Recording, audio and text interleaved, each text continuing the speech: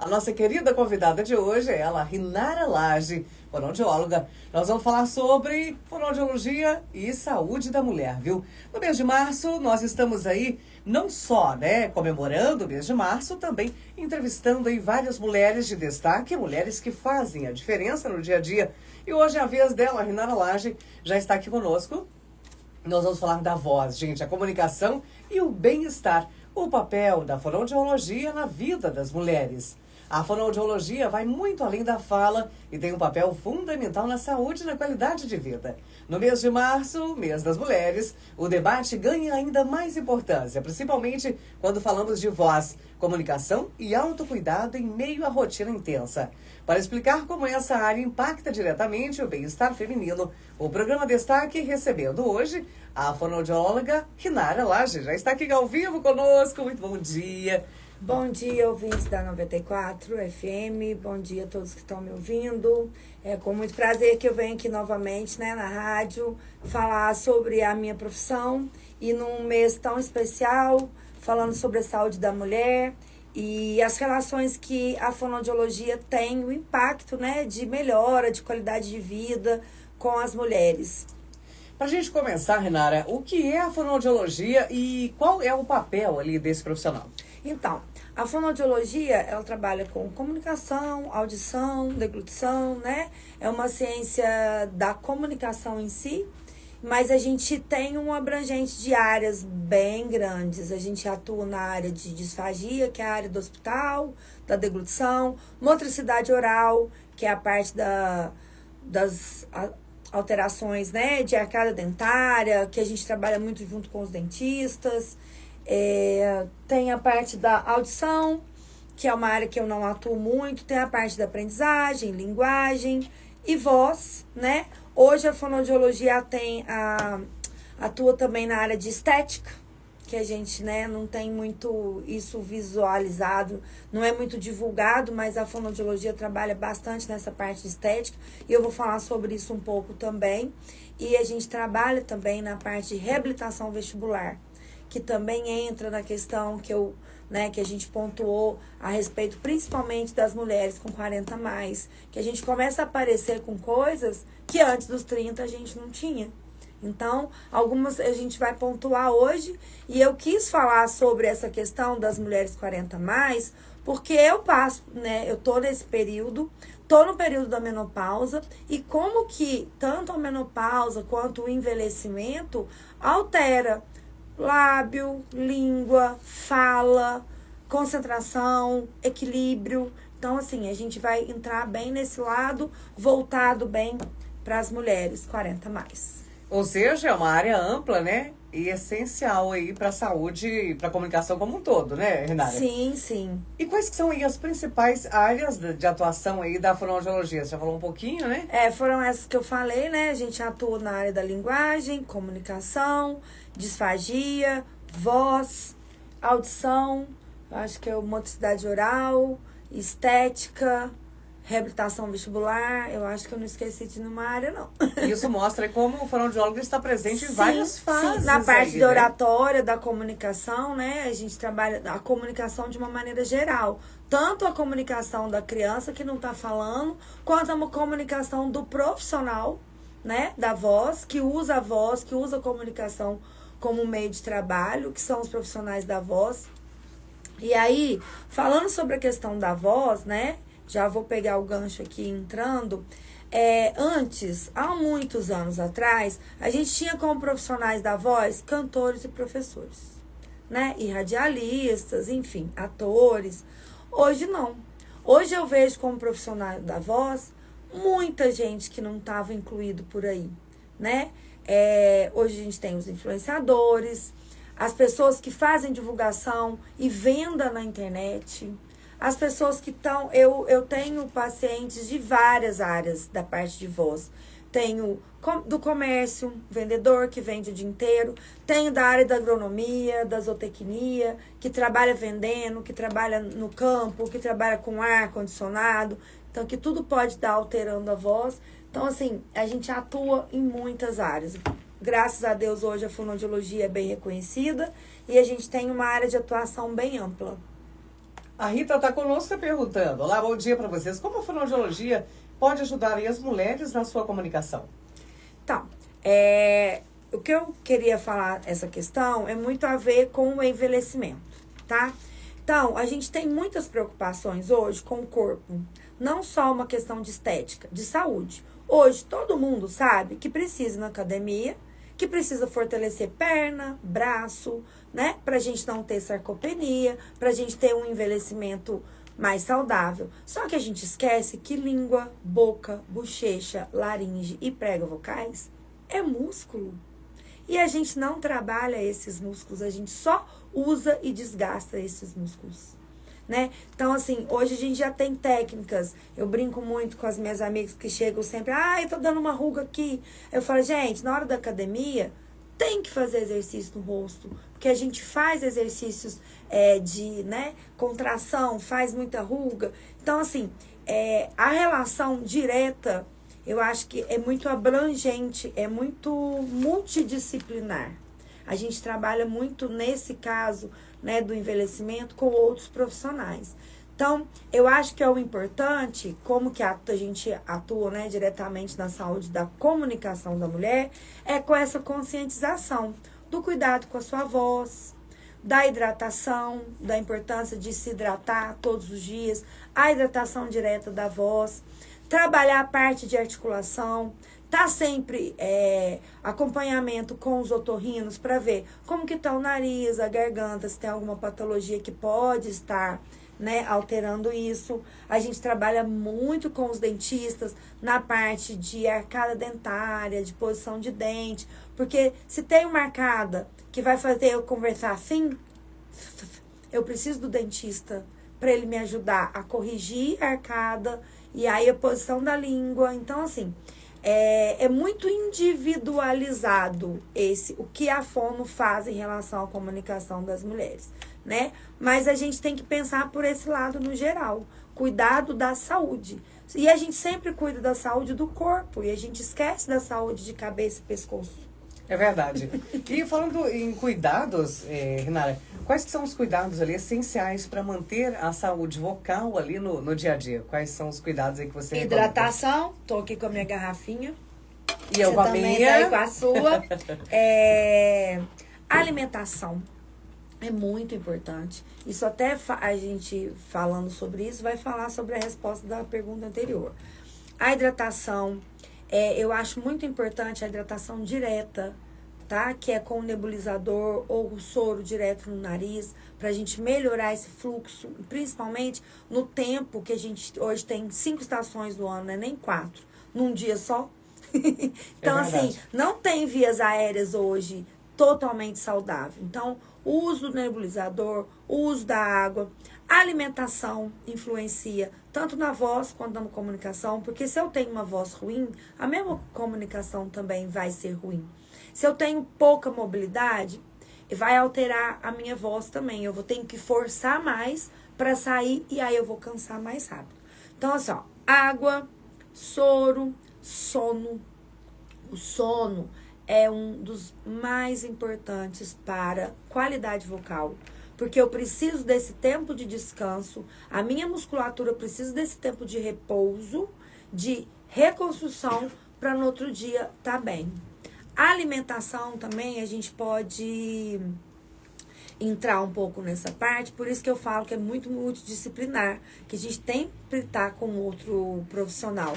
Porque tem alguns alimentos que vai fazer a saliva ficar mais grossa, que vai dar pigarro, e aí não é legal. Alimentos que vão provocar um refluxo, muito ácidos. O refluxo é uma das coisas que mais prejudica prega vocal, porque ele queima a prega vocal. E em se falando de saúde da mulher, a gente tem as alterações hormonais, que alteram tudo, né? A voz. Totalmente. Antes de eu fazer fonoaudiologia, eu já estava pensando em fazer. E aí um dia eu estava rouca. E a minha cunhada, que é fonoaudióloga, chegou para mim e falou assim: você está menstruada? Falei, por quê? Ela falou, porque você está rouca. E aí os hormônios alterados alteram o meu timbre de voz. por isso que a gente tem visto aí hoje muitas mulheres com a voz mais engrossadas, falando mais assim. Por quê? O uso de hormônios indiscriminados está vindo muito.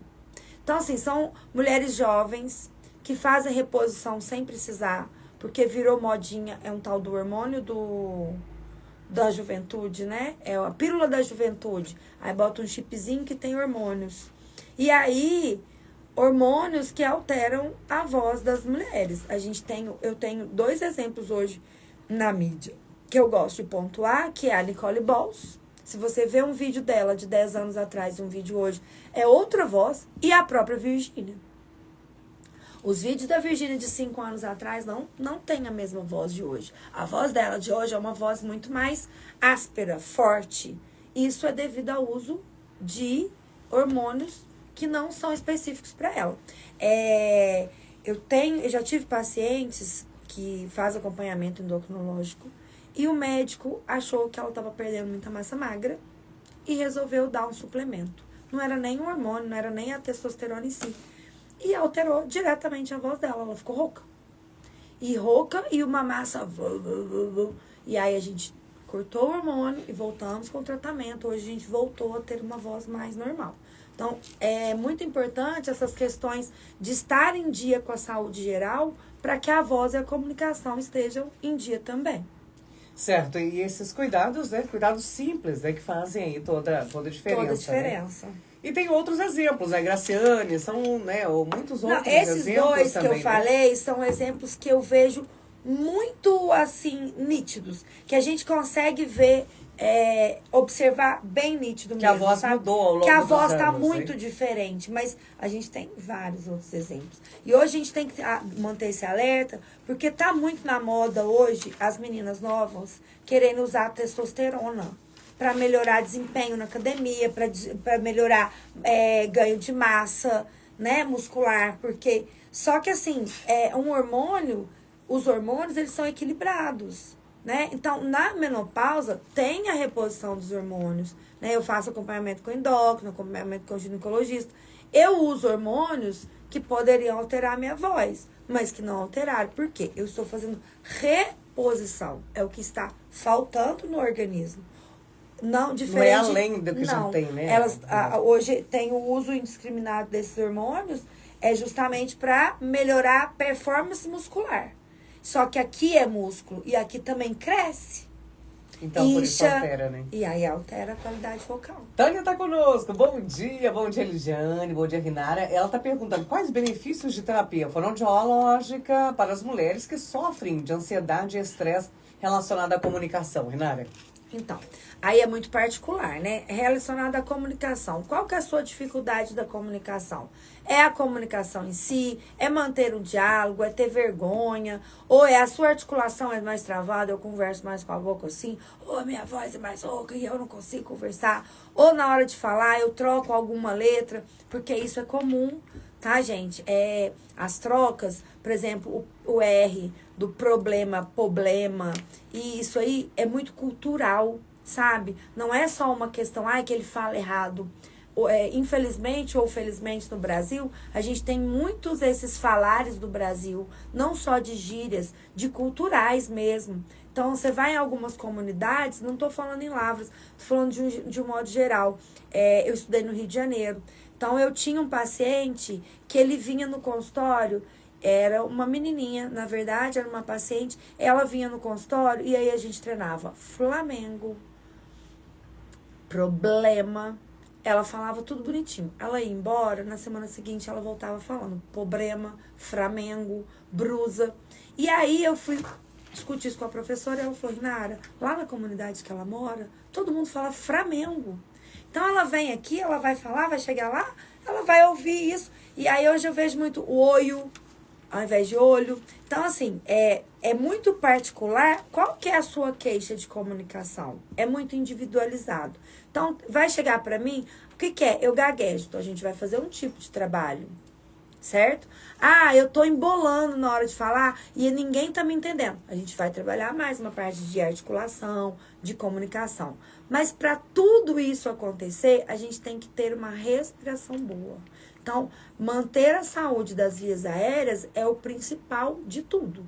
Então, por isso que eu falo, usa soro, pinga o sorinho no nariz, faz nebulização em casa, durma bem e beba água. Tudo isso vai influenciar aí na sua voz, né? E, Rinara, conta pra gente qual que é a diferença aí nos cuidados com a voz entre homens e mulheres. O que que muda aí? Olha, não tem muita diferença, não, no que a gente cuida. Em falar em relação de sexo, né? De ser homem e ser mulher. Vai muito essa questão dos hormônios, por isso que é bem individualizado, né? E eu tenho que ver. É uma queixa? Por quê? Que queixa que é? É de rouquidão? E aí eu venho procurar saber. Então, os cuidados são muito parecidos. Essa questão da hidratação, da alimentação, o sono em dia, é muito importante. Então, não tem uma diferenciação desses cuidados no geral. É muito individualizado. E aí, igual eu falei, um homem que trabalha, como que ele vai pro ar-condicionado, vai na poeira, ele usa a voz o dia todo, ele trabalha em casa. É muito comum, principalmente mulheres, elas trabalham fora, né? Eu acho que isso a gente tem que pontuar justamente por isso. Por exemplo, vamos por exemplo, é uma professora.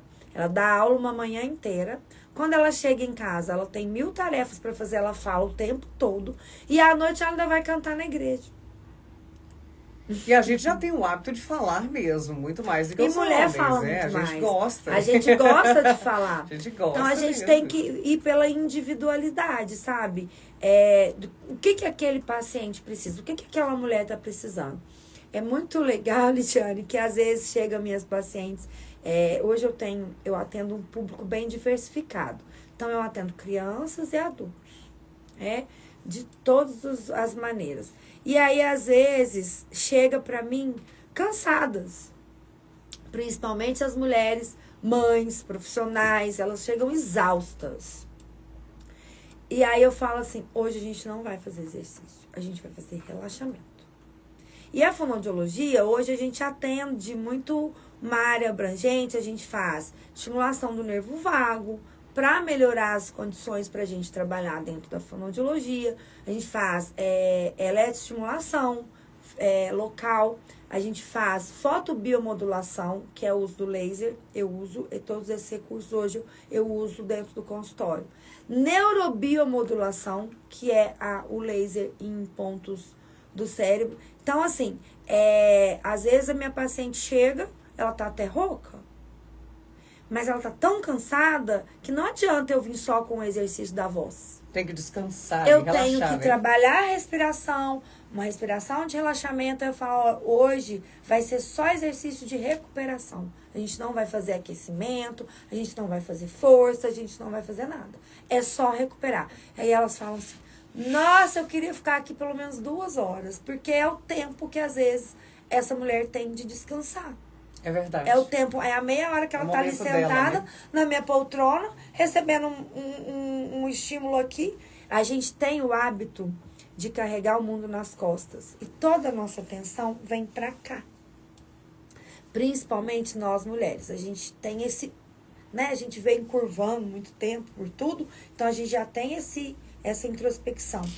E eu não trabalho voz e prega vocal se eu não trabalhar a parte de cervical. Porque são grupos musculares. Então, se aqui tá tenso, aqui vai estar tenso. A voz também fica. Então, eu tenho que melhorar o todo para eu chegar na voz. Perfeito. Então, assim, em questão das mulheres, eu acho que muito é isso. É o relaxamento, é um tempo para ela, é respirar e respirar nela, sentir a respiração, sabe? Esse autocuidado. Sim. Bom dia, bom dia. Ótima programação. Uma pergunta. Fiquei rouca por quase 2 meses de não sair voz alguma. E foi logo após ter um refluxo. Será que foi isso que influenciou? Com certeza. Eu não sei quem é, não conheço a paciente, não sei o histórico, mas é o que eu falei lá na frente. O refluxo é uma das coisas que mais causa rouquidão. E a gente tem uma questão do refluxo silencioso, que é o noturno, que a gente não percebe. Porque quando eu como alguma coisa, eu tenho refluxo. Hoje eu até tô um pouquinho rouca, não dormi bem, tive alguns problemas à noite, então acordo meio um pouco assim. Antigamente, era assim, ó, quem tem problema vocal não pode cantar, não pode ser locutor, não pode trabalhar. Hoje a gente tem técnicas. Então, qualquer pessoa pode cantar, qualquer pessoa pode ser profissional da voz, desde que esteja um acompanhamento e técnica. Eu sou um exemplo vivo disso. Já fiz 2 cirurgias na minha prega vocal, não vou fazer uma terceira. E eu ficava muito rouca. Hoje eu uso as minhas técnicas para me manter. Mas a minha voz, ela é um pouquinho mais grave mesmo. E aí, voltando à questão do refluxo, às vezes eu recebo queixas assim. Ah, eu tô ficando rouco. Não. Tem refluxo? Não, eu não tenho refluxo. Observe se tem refluxo noturno. Porque quando eu como de dia alguma coisa que me causa refluxo, eu percebo na hora, vem uma queimação, vem uma dor. Mas no noturno, não. A gente não percebe, a gente dorme e acorda rouco. Principalmente quando alimenta muito à noite antes de dormir, Não, né? aí esse refluxo aí, ele vai vir gritando. De qualquer jeito, né? O noturno, que eu falo que ele é às vezes imperceptível, é o normal que a pessoa realmente não sente. Ela não vai sentir queimação nem nada. Mas durante o sono, aquele gás vai vir aqui e vai queimar. Porque ele é ácido. Então, quando ele sobe e ele chega aqui na prega vocal, ele queima a prega vocal. É igual se fosse um esfolado mesmo, entendeu? A sensação já é assim essa mesmo, sensação. Né? Só, né? E aí, a prega vocal não vai funcionar normal. Então, assim, o refluxo é um dos causadores de rouquidão que a gente tem hoje. E aí vem a questão da ansiedade, de comer rápido. Então, assim, é o que eu falei antes e eu volto a falar. É o autocuidado, é o se conhecer para você saber onde que você vai entrar com o seu cuidado. Aspectos importantes aí que envolvem ali, né? Não só o cuidado mesmo, não só as questões hormonais, como também a rotina, né, Renata? Que influencia totalmente. A rotina é muito importante. E qual que é a relação ali entre a voz e a saúde da mulher? Você já falou um pouquinho também sobre isso, É a Renata? questão dos hormônios, né? Que a gente já falou. Eu falo muito das sobrecargas, né? Que eu falei anterior. Então, é importante a saúde da mulher em si, é estar em dia com você. É se conhecer. Saber onde que tá me incomodando, onde que é que tá em falha, o que que eu posso melhorar e ter o tempo para você. A gente precisa ter um tempo pra gente. Que seja uma vez na semana, que seja 2 vezes na semana, que seja todo dia 10 minutos, entendeu? Mas é aquele tempo para você se observar. Porque a gente que vai observar, eu tô ficando rouca. Como? Na hora que eu vou falar, dependendo do lugar que eu tô, eu embolo, a fala não sai. A gente tem disfonias neurodivergentes emocionais. Pessoas que perdem a voz, Sim. que ficam rouca por uma questão de estresse emocional. Isso é muito comum. Eu conheço pessoas assim. Já chegou pra mim paciente rouca, de ficar rouca uma semana, e a gente não acha. Aí eu vou descobrir, ela tá com alguém doente na família, e ela tá uma semana conturbada. Então, essa rouquidão, ela vai persistir. E a gente teve um outro indicativo agora. Quando essa ouvinte falou da rouquidão, eu já achei que ela ia falar sobre o Covid. Porque a última variante do Covid, ele deu uma rouquidão. Então, no final do ano e no começo do ano, a gente ficou assim, 10 dias, 15 dias. Covid. Provavelmente teve um Covid. É um resultado aí da Covid. E essa última variante, ela veio atacando a voz. As primeiras, elas vieram atacando o paladar e o olfato, né? Que a gente perdeu o olfato e paladar. E, inclusive, isso também é uma área que a gente trata. A fonoaudiologia faz essa recuperação. Eu trabalhei muito no Covid com recuperação de olfato e paladar.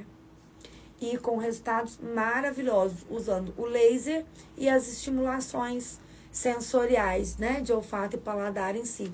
Então, é observar mesmo. E ter aqui essa consciência. O que me fez mal? O que eu fiz hoje que mudou? E o trabalho multidisciplinar. Quando eu tenho essa questão da comunicação, que eu fico nervosa, eu gaguejo, ou eu falo embolado, eu falo rápido, a gente tem que trabalhar com outros profissionais juntos, na maioria das vezes. A nossa ouvinte Sandra está dizendo: Quais conselhos você daria para jovens mulheres que pensam em uma carreira aí na fonoaudiologia, Renata? Estou ouvindo vocês aqui. Gente, sejam muito bem-vindas. Precisa, né, A Renata? gente tá com um déficit grande de profissionais. O que acontece? As pessoas me perguntam muito isso. Por que tá faltando profissional?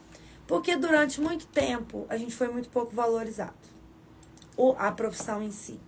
Então, assim, as instituições com salários muito baixos. Então, a gente trabalhava em 2, 3, eu já cheguei a trabalhar em 4 lugares diferentes para conseguir fazer um salário razoável, né?